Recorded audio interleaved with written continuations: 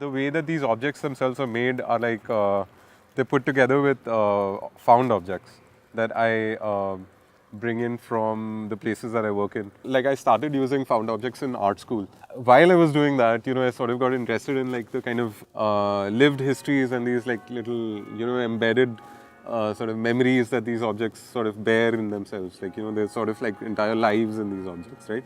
So the pieces right here are made out of these church pews that I found that were like, hardwood oak, and some of the other objects were from the museum itself. Now what happens is like when I get these objects in, which are like, sort of part of like the immediate sort of physical history of Florence, they kind of become like the bones for these almost futuristic ruins to sort of take shape. So the installation outside is actually like it's sort of like a negotiation with past, or an attempt to kind of negotiate the physicality of history in a certain way. And they also, I mean, to my mind, they're ruins from the future. So I usually, I mean, the kind of large monumental sculptures that I make are usually made out of clay. Here I've tried to kind of approximate clay, like because the work is going to be outdoors.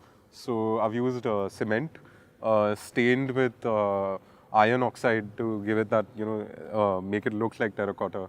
So it's almost like cement is pretending to be this clay fossil.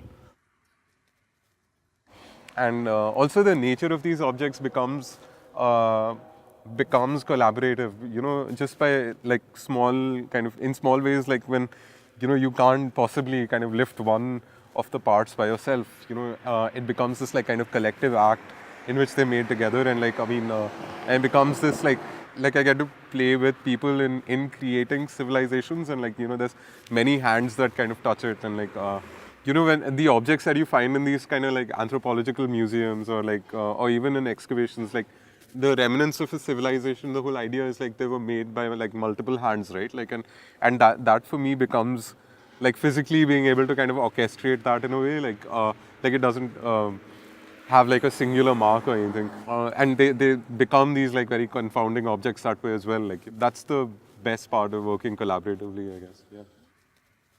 Like, I mean, it was really interesting to kind of respond to the architecture of the building as well. It's this neoclassical, massive building, really beautiful, and then kind of to have this like absurd sort of occurrence of these objects that might look like these starships that have sort of fallen right in front of it and then kind of fossilized was really interesting to kind of play with. And yeah, that's sort of what I wanted to do. Like, I mean, create this like kind of absurd excavation outside the museum.